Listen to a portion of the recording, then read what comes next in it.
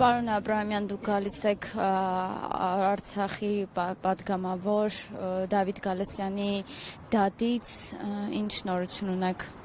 Կիրառվեց երկամսյա, արդյոք կարող ենք արդեն ենթադրել, որ մնացած բոլորի պարագայում եւս այս սցենարն է գործելու, այսինքն խնդիր ունեն այս պահին ուղղակի այս մարդկանց անազատության մեջ պահելու։ Նախ այն գործերը, որոնք ընթանում են այս պահին դատարաններում, որևէ հիմնավորվածություն չունեն, վերջին Դավիթի Գալստյան վերաբերող թեմային, ոչ փաստերը ներկայացված, այդ ձայնագրությունները, որոնք տենց բոլոր իշխանական դեմքերով տարածում են, օրինակ Դավիթին վերաբերող որևէ հատված չի եղել, այն դրվագը, որոնք իրենք խնդրահարույց են համարում, այդ ժամանակահատվածում Դավիթը որևէ հանդիպում չէր ունեցել, սրբազան եւ այլն, բայց բնականաբար եղել է քաղաքական հրահանգ, դա երբեմն ելնում է WhatsApp-ով, երբեմն ելնում է Facebook-ով, երբեմն ելնում է խորհրդանի ամբիոնից, եւ այս ժամանակ այս փուլում այդ ուղղությամբ է հնչել։ Հիմա այս մարդիկ, ովքեր դատարաններում են, կապ չունի թե ով ա եղել, ով չի եղել, իշխանությունը ում որ ֆիքսել է, ում որ համարել է պետք է թիրախավորել, իսկ այդ մարդիկ տարբեր շերտեր են ներկայացում, սկսած 44-օրյա Բնակցի ծնողներից այս դեպքում Արա Ռոստոմյանն է վերաբերում իր պարագայում իր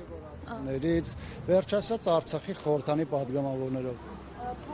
Պարոն Ռոստոմյանի պարագայում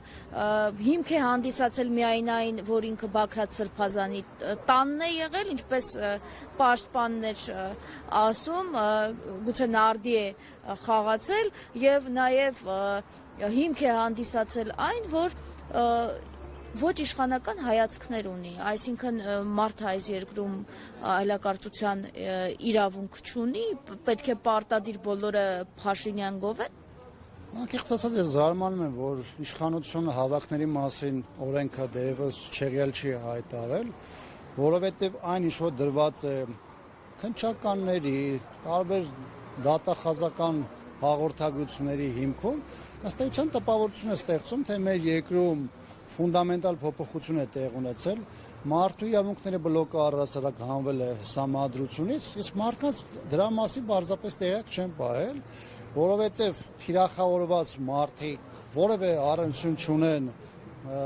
պաշտոնապես հրապարակված այդ քննչականի հաղորդագրության հետ։ Հիմա կոնկրետ մարդկանց են տարել կալանքին, որ ես ճանաչում եմ ու երբևէ նրանց մոտ որևէ այլ տեսակետ չեն հնչեցրել։ Իսկ այդ ահաբեկչությունը պարզապես նպատակ ունի միջազգային հանրության մոտ տպավորություն ստեղծելը, որ այս ձերբակալությունները ոչ թե ազատ խոսքի կամ քաղաքական անդիմախոս լինելու հանգամանքով է պայմանավորված, այլ մեր երկրում կարծես թե մեծ ինչ-որ արյունահեղություն է նախատեսված եղել, որը իրենք հերոսաբար կանխել են։ Գիտեք, մեծ առումով հասկանալի է, իշխանությունը փորձում է իր ճանապարհից հանել այն բոլոր պայմանական խոչընդոտները, որոնք արտահայտվում են, որոնք դիմադրում են, որոնք պայքարում են եւ ստեղծված իրավիճակում որևէ բանի առաջ չի կանում։ Իր համար նշանակություն չունի, դա մայրաթոռն է, հոգեվորականներ են, մեր հայրենիքի համար ամենաթանկը տված հերոսների ծնողներ են։ Իրենց համար կա քաղաքական ծրագիր, այդ քաղաքական ծրագրի շրջանակներում պետք է չլինեն խանգարող հանգամանքներ, եւ այդ խանգարող հանգամանքները այս դեպքում արտահայտվում են կոնկրետ մարդկանցով։ Նմանատիպ այլ գործեր եւս կան։ Առաջին գործերից ես հիշում եմ Վարան Բաղդասարյան, Սիսակ Անջոկատի նաեւ հրամանատարներ այդ գործումներ գրաված, մյուսը Բազեյանի գործն է, Սերոբ Գասպարյանի գործն է, անընդհատ Նիկոլ Փաշինյանին ինչ որ վախեր են հետապնդում, անընդհատ ինչ որ սցենարներ իշխանազավթման փորձում են ներկայացնել, բայց հետո տեսնում ենք, որ արդեն բուն դատական գործերի կեսն էլ չեն անցնում, այդ մարդիկ ազատության մեջ են լինում, որովհետև որևէ հիմք չկա։ Ես կարծում եմ այստեղ կա երկու հանգամանք։ Առաջինը իշխանությունը փորձում է երկրի ղեկը, այս դեպքում օրակարգերի միջոցով ամբողջությամբ պահել իր ձեռքում, դա վերաբերում է եւ քաղաքական օրակարգին եւ տեղեկատվական օրակարգին, եւ երկրորդը իշխանությունը գիտի, որ 1 տարուց քիչ է մնացել ընտրական process-ներին, ոչ այսօր, բավականին տևական ժամանակ է պատրաստում այդ ընտրական ցիկլին եւ այս շրջանակում փորձում է դաշտից հանել բոլոր այն դերակատարներին, որոնք որևէ ձևով կարող են իրենց քաղաքական գործունեությամբ եւ իշխանության նկատմամբ իրենց պայքարի, այս դեպքում շեշտում եմ սահմանադրական ճանապարհով պայքարի միջոցով կարող են որևէ ձևով խնդիր առաջացնել։ Հիմա այս ճանապարհին իշխանությունը մահակ է դարձնելու, ուժային համակարգը մահակ է դարձնելու, դատաիրավական համակարգը, որտեղ առաջնորդում են բացառապես քաղաքական հրահանգներով, եւ այս իրավիճակում իշխանությունը փորձում է նաեւ այդ ձևով հետագայի համար ապահովել իշխանության վերարտադրության խնդիրը։ Աբրահամյան, ես ուզում եմ հիշենք նաև 2016-ի այդ ՊՊՑ գնդի գրավման իրադարձությունների ժամանակ Խորենացի փողոցում, երբ արդեն այրուն էր ըստ էության թափվել, ոստիկաններ էին զոհվել, Խորենացի փողոցում Նիկոլ Փաշինյանը գոռում էր իշխանափոխություն հիմա, այսինքն այդ ժամանակ դա այսպես քաղաքական, սահմանադրական ճանապարհ էր եւ այլը, հիմա երբ ընդհանրապես ինչ-որ պլան է, որը իրենք են նետել, բոլորին ուզում են անպայման բանտարկել, օրինակ պարոն Ռոստոմյանի պարագայում կոնկրետ ասացի, հակաիշխանական հայացքներ ունենալն է ընդհանրապես առիթ հանդիսացել։